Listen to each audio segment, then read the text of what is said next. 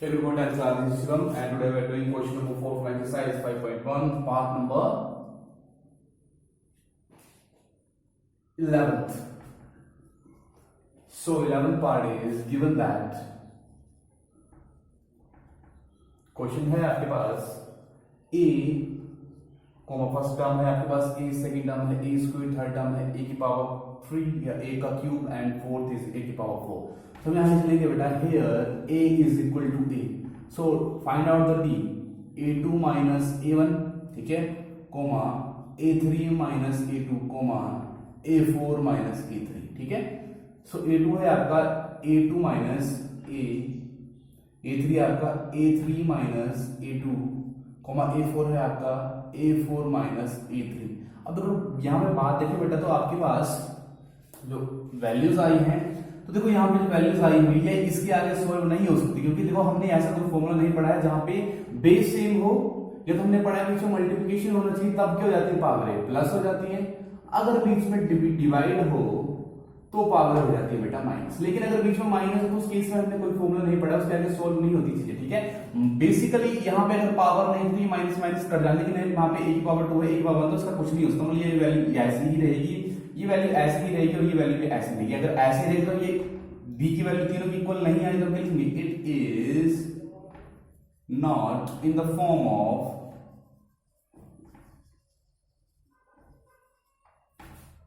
Of an A P. क्यों नहीं है, as C D common difference is not the same, इसलिए नहीं है, ठीक है. नेक्स्ट पार्ट करेंगे 12 पार्ट है आपके पास. Given that write down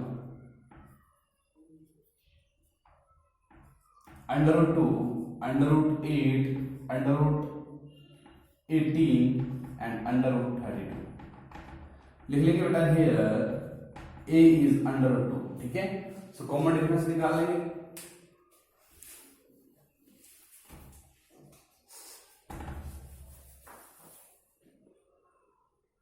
so d is equal to a2 minus a1 comma a3 minus a2 comma a4 minus a3, ठीक है.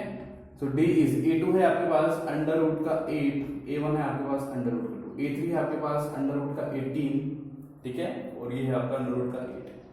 नेक्स्ट है आपके पास under root 32 minus under root के 18, ठीक है. अब इसको सोल्व कैसे करना बेटा, अंडर रूट को सोल्व कर लेंगे, ठीक है.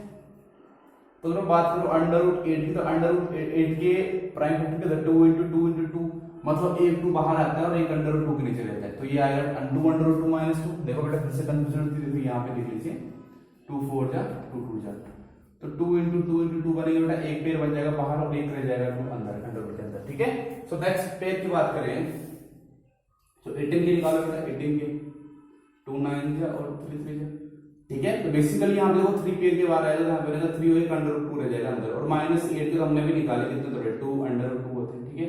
उस तरह 32 के निकाल लो बेटा, 2 1 जा 2 6 जा 2 8 जा 2 4 जा 2 2 जा और 2 1 जा 1 2 3 4 5, तो 1 पेयर 2 पेयर एक 2 बच जाएगा. तो 2 पेयर मतलब एक यहाँ से तो एक यहाँ से 2 4 और 4 under root 2, this will become 4 under root 2 और माइनस 18 है, तो 18 के फिर से निकाल लीजिए बेटा. 18 का भी अभी निकाले हमने, कितने थे आज 18 का आपके पास, 2 under root 2 3 under root 2, minus कर लेंगे बेटा सभी को.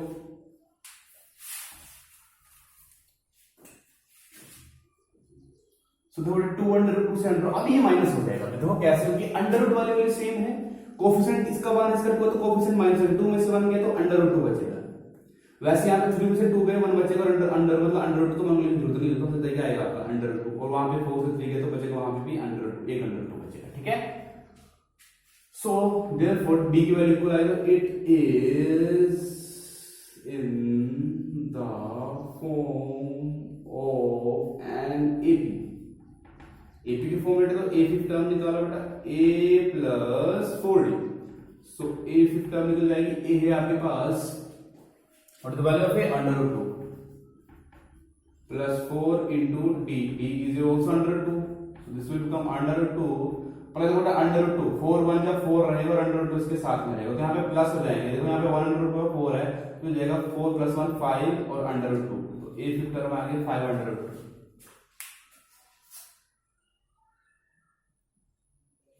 ठीक है, नेक्स्ट टर्म निकालेंगे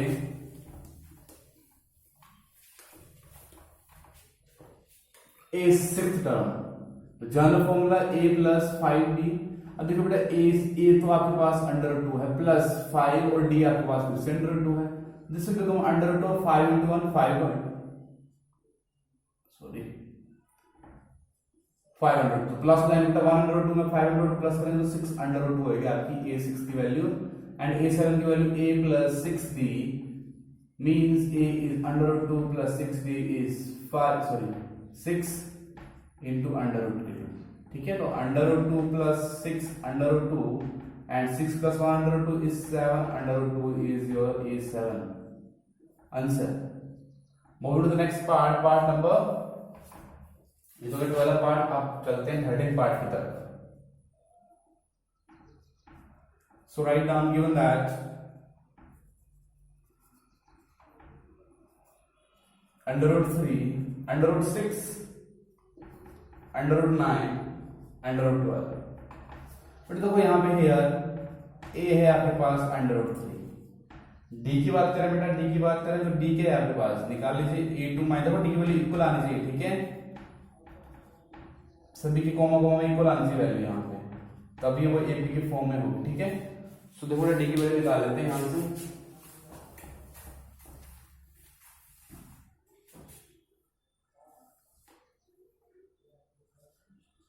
a2 minus a1, तो your a2 is √6 minus √3, comma √9 is your a3 minus √6 and √12 minus √9। अब तो √2 निकाल लेते हैं सभी के। √6 का √2 क्या करेगा 2 × 3, मतलब 6 का कोई √, यहाँ पे अगर हम बात करें तो अगर हम 6 को यहाँ पे √2 निकालने की कोशिश करें तो यहाँ पे कितना आता है 2, मतलब परफेक्ट रूट नहीं होती, यहाँ पे क्या रहेगा √6 माइनस √3 ही रहेगा। ठीक है, माइनस नहीं होंगे। अगर यहाँ की बात करें तो 9 का √3 होता तो होगा 3 माइनस √6, 6 फिर से चेंज नहीं होगा। 12 की बात करें 12 भी किसी का परफेक्ट रूट नहीं होता है, चेक कर लो। 2 का भी बनेगा 3 का बनेगा, तो ये 12 वैसे ही रहेगा √12 माइनस 3। बट देखो डी की वैल्यू सभी डिफरेंट आ रही है, चेक कर लो, किसी की वैल्यू भी एक जैसी नहीं आ रही है। ठीक है, डिफरेंट वैल्यूज आ रही है सभी की, चेक कर लो। डिफरेंट आ रही है तो ये एपी के फॉर्म में नहीं है। ठीक है, या यहाँ पे आप एक स्टेप और लिखते हैं कि हियर, या ऐसे लिखते हैं आपकी a2 minus a1 is not equal to a3 minus a2 is not equal to a4 minus a3। ठीक है, इस तरह लिख सकते हैं आप, लिख लेना सभी क्वेश्चंस में, अगर आपने लिखना तो लिख सकते हैं इस तरह से। ठीक है, मतलब जब टेस्ट और एग्जाम हो तो एक लाइन यहाँ पे ऐड कर देंगे। ठीक है, बाकी अभी क्वेश्चन में ऐड करने की जरूरत नहीं, कटिंग हो जाएगी बहुत सारा। ठीक है, तो मैं लिखूं therefore it is not in the form of AP, it is not in the form of AP। Now move to the next part, part number 14 part, sorry। So write down given that 14 part में बेटा आपको given है 1 का square, 3 का square, 5 का square, 7 का square. So फिर से वही here a is equal to 1 का स्क्वायर, d के लिए फिर से वही formula a2 minus a1 comma a3 minus a2 comma a4 minus a3। ठीक है, so put down the values a square और 1 का स्क्वायर। ठीक है, 5 का स्क्वायर प्लस 3 का स्क्वायर, 7 का स्क्वायर प्लस 5 का स्क्वायर। तो बट 3 का स्क्वायर ओपन करो, स्क्वायर ओपन करो, 5 का स्क्वायर 25, इसका 9, 7 का स्क्वायर 49, इसका 25। ठीक है, माइनस करेंगे बेटा, जब हम इनको चेक कर लेंगे माइनस करके,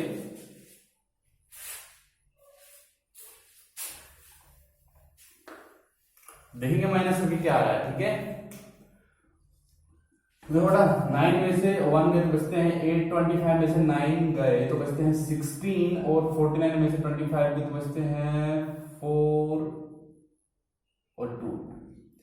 तो बेटा डी की वैल्यू चेंज आ रही है, लिखने therefore a2 minus a1 is not equal to a3 minus a2 is not equal to a4 minus, ये तो हमने शो कर दिया बराबर नहीं है, लेकिन therefore it is not in the form of AP, it is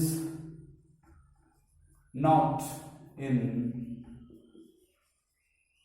the form of and AP. ठीक है, last part of exercise 5.1 given है बेटा आपके पास 1 का स्क्वायर 5 का स्क्वायर कोमा 7 का स्क्वायर कोमा 73 लाइक दिस। तो लिख लीजिए here a is equal to 1 का स्क्वायर, ठीक है, a कितना है यहाँ 1 का स्क्वायर है, एंड d निकाल लीजिए बेटा a2 minus a1 comma a3 minus a2 comma a4 minus a3। Values put on the values, 5 का स्क्वायर माइनस 1 का स्क्वायर, 7 का स्क्वायर माइनस 5 का स्क्वायर एंड 73 माइनस 7 का स्क्वायर। सॉरी, d is 5 का स्क्वायर 25, 1 का स्क्वायर is 1, 7 का square is 49 और 5 का स्क्वायर is 25 एंड 73 माइनस 7 का स्क्वायर is 49। ठीक है, जब आप माइनस करेंगे तो यहाँ पे 24 आएगा, यहाँ पे 24 आएगा और वहां करेंगे माइनस, वहां पे कितना आएगा 24। तो यहाँ पे डी की वैल्यू इक्वल आ रही है एपी की फॉर्म में, एक्स की टर्म्स निकाल ली हमने। ठीक है, सो राइट डाउन, यहाँ पे फिर से एक लाइन लिखो कि a2 minus a1 is equal to a3 minus a2। अब बार इक्वल तो हम इक्वल टू लगाएंगे इसमें, तो it is in the form of an AP। अब बेटा AP की फॉर्म है तो a फिफ्थ टर्म का जनरल फॉर्मूला लगाओ, a plus 4d। What is your a? a is your 1 का square plus 4 into what is your d is 24। सो 1 का square is 1 और 4 मल्टीप्लाई कर लेंगे, 4 4 is 16, 4 2 जा 8 और 9, so this will your 97। a fifth term is the 97, yeah 97। Next a six term निकालेंगे, a plus 5d। ठीक है, a फिर से 1 का स्क्वायर प्लस 5 into 24, 1 का square 1, 5 4 is 25 is 10 12 121। a6 and a7 is your a plus 6d, a is your 1 का square plus 6 into d is your 24। 1 का square 1 6 4 24 6 12 14 145 is your a7 term. ठीक है, आंसर।